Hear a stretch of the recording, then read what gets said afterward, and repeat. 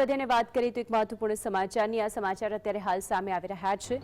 સાબરકાંઠામાં એચએમપી વાયરસના કેસનો જે મામલો સામે આવ્યો છે તેને લઈને આ મહત્વપૂર્ણ સમાચાર છે। સાબરકાંઠાની અંદર 8 વર્ષના બાળકને એચએમપી વાયરસ પોઝિટિવ આવ્યો છે।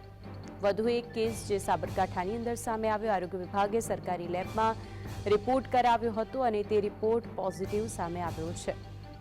આરોગ્ય વિભાગે અલગથી સેમ્પલ લઈને અમદાવાદની સરકારી લેબમાં મોકલ્યો હતો।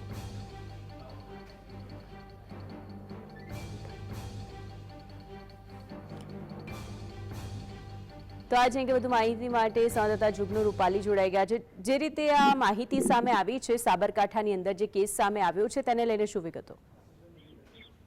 સાબરકાંઠા જિલ્લામાં ગુજરાતનો બીજો અને સાબરકાંઠા જિલ્લાનો પ્રથમ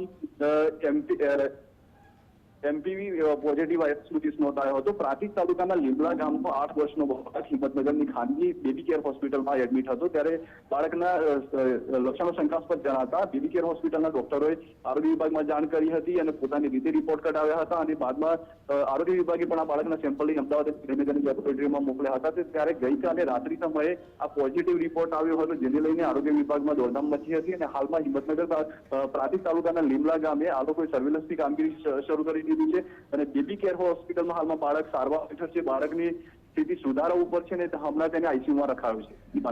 બિલકુલ, આભાર આપનો માહિતી માટે।